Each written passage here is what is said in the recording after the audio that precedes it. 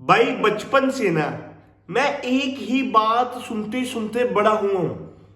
ये पॉसिबल है कि अगर आप 2000 या 2000 के बाद पैदा हुए हैं तो आपने अपने बड़ों से ये ताना तो जरूर खाया होगा। ये पॉसिबल ही नहीं है कि अगर आप 2000 के बाद पैदा हुए हैं और आपके बड़ों ने आपको ये ताना ही ना मारा हो। मैं नहीं मानता कि ये जो जनरेशन है बड़ी ही कोई बदतमीज जनरेशन है।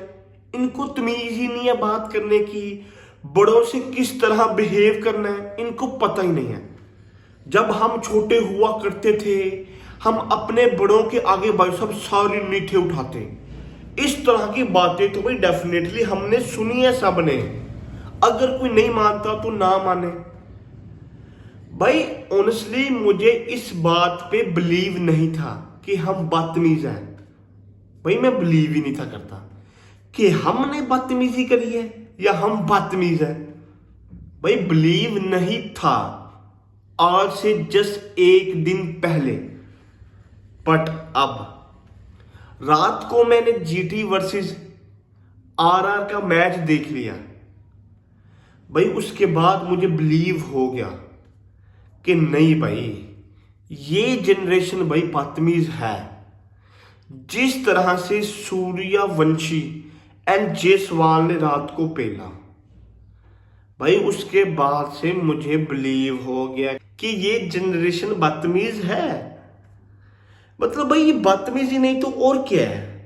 ईशांत शर्मा भाई डबल ट्रिपल एज में उस बंदे से बड़ा है, उस कल के लोंडे से। उस बंदे को उसने 28 रन पेल दिए। भाई इतनी सूर्यवंशी की एज नहीं जितना ईशांत शर्मा का भाई सब एक्सपीरियंस है क्रिकेट में। इतनी देर हो गया वो बंदा क्रिकेट खेल रहा है।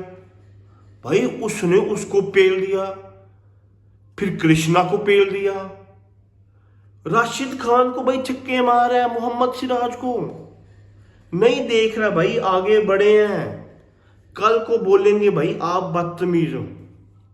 भाई इस तरह उस बंदे ने रात को पेला है। ऑनेस्टली भाई मजा आया। कैन यू इमेजिन कि भाई 94 रन, 11 छक्के और 7 चौके, भाई सब जस्ट बाउंड्रीज के हैं। उस बंदे ने सिंगल लेना भी गवारा नहीं करी कि भाई मैं सिंगल ले लूं क्या हो जाएगा। 100 करा और छक्का मार के 100 करा। मतलब पिछले 2-3 मैचों से जब से वो बंदा खेल रहा है भाई पता है चल रहा था कि वो बंदा नहीं छोड़ेगा। भाई जिस तरह हीटिंग कर रहा है, जब कोई बॉलर भाई उसकी हत्ते चढ़ गया भाई उसका तो वो ब्रूटल रेप करेगा ना। अगर मैं ये बात करूं ना भाई सबसे बेस्ट टीम कौन सी है, सबसे बेटर बॉलिंग अटैक जो परफॉर्म कर रहा है, भाई सब जीटी उनमें से एक टीम है। लेकिन उनका ही भाई इस बंदे ने बर्ता बना दिया। जो भाई इस बंदे ने बैटिंग करी भाई ऑनेस्टली प्योर सिनेमा। मतलब वो बंदा हाईलाइट्स में खेल रहा था। मतलब जिस तरह से पहला भाई हर ओवर में बाउंड्री आ रही थी, एक या दो बाउंड्रीज तो डेफिनेटली भाई इजी थी, आनी ही आनी थी। उनको सुख का सांस तब आता है कि जब राशिद खान के ओवर आते हैं 4 for 24, 4 ओवर में 24 रन कंसीड करवाता है वो बंदा और एक आउट भी कर देता है। भाई वहां पे जाके थोड़ा सा ब्रेक लगता है और वही बॉलर है जिसने जस्ट 6 की 91 से बॉलिंग करी है। इसके अलावा कोई ऐसा बॉलर है ही नहीं जीटी का। भाई सबको पकड़ पकड़ के उनको नंगा करके उनका रेप करा इन दोनों ने। भाई अगर मैं बात कर लूं ना इस प्लेयर की, मैं जिस तरह से वो खेल रहा है भाई ठीक है, बल्ले पे बॉल आ रही है वो पेली जा रहा है। भाई हर मैच में कभी भी इस तरह रन नहीं होंगे, ठीक है ना। मतलब अगर आप देखें भाई हमारे पास और भी एग्जांपल्स हैं। लाइक ट्रेविस हेड है, अभिषेक शर्मा। भाई अभिषेक शर्मा का बल्ला नहीं उठ रहा, वो बंदा आता था पेलते ही जाता था। कोई विकेट पे आके स्टे करो, स्ट्राइक रोटेट कर लो भाई देख लो, बट नहीं भाई पेलना है। तो भाई इस तरह का प्लेयर भाई इतना लंबा अरसा लॉन्ग टर्म मेरा नहीं ख्याल चलता है, जो कि भाई डेफिनेटली ऑन द स्पॉट भाई पेल देगा, भाई ठीक हो गया पेल रहा है। बट लॉन्ग टर्म चलेगा कि नहीं चलेगा भाई। अभी 14 ईयर्स का कम अज कम भाई उस बंदे की अभी 20-22 साल की क्रिकेट भाई इजीली बाकी है। वो बंदा खेल सकता है। खैर भाई, अगर मैं बात कर लूं, पहले जीटी की बैटिंग की बात करूंगा एंड देन आता हूं भाई साहब जीटी की बॉलिंग की। इस आईपीएल में अगर मैं बात करूं फ्रंट थ्री की बैटर्स की, भाई वो है Sai, Shubman and Jos Buttler.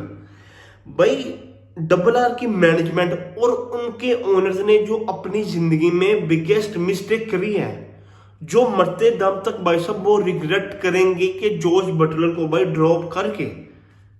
मतलब भाई उन्होंने भी सोचा होगा कि भाई क्या ही है, 35 साल का बुजुर्ग लोंडा हो चुका है, अब ये क्या ही कुछ कर लेगा, तो भाई इसको हम रिलीज कर देते हैं। भाई दोनों मैचों में इनको पेल गया।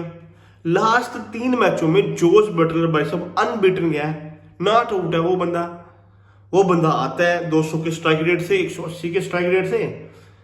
टॉप 3 जो बैटर्स हैं भाई जीटी के, टॉप 5 में, टॉप रन स्कोरर में अगर आप देख लें जाके, जिस तरह की इनकी परफॉर्मेंस है, अगर आप इनकी बैटिंग देखते ना भाई, इनकी कोई इतनी एक्स्ट्रा ऑर्डिनरी बैटिंग नहीं है, लेकिन जो इनकी पास मेन प्लेयर हैं तीनों, वो तीनों के तीनों भाई साहब परफॉर्म तो करके दे रहे हैं। और जिस तरह से शुभमन गिल हर मैच में आता है, रन बनाता है, साई सुदर्शन ऊपर से अच्छा स्टार्ट दे देते हैं, एंड देन जोस बटलर भाई साहब नीचे से आके फिनिश कर देता है गेम को।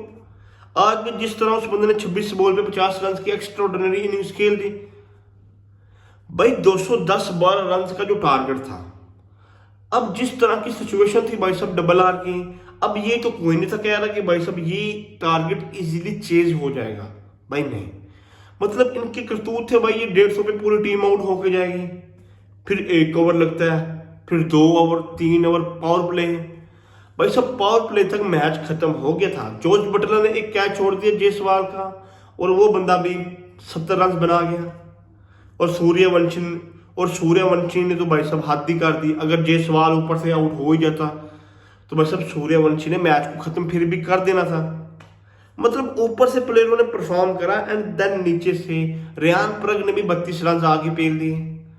और सिंगल हैंडेडली किसी ने भी ये एक्सपेक्ट नहीं था करा कि जीटी ये मैच हारेगी, डबल आर ये मैच पूरा मैच को डोमिनेट करेगी, भाई नहीं। मतलब इजीली इस मैच को खत्म करा है इन्होंने, जो कि भाई 10 मैच हो चुके हैं, 6 पॉइंट है, 4 मैच जीत भी गए तो 14 पॉइंट होंगे, जो कि भाई डबल आर एंड सीएस के भाई ऑलमोस्ट बाहर हो चुके हैं। तो भाई अब ये तो ख्वाब देखना बंद करें कि भाई डबल आर आगे जाएगी। एसआरएच के थोड़े बहुत नैरो चांसेस हैं कि मे भी आगे चले जाएं, बट मुझे नहीं लगता कि भाई डबल आर या सीएसके या केकेआर भाई अगले राउंड में क्वालिफाई कर सकेंगे।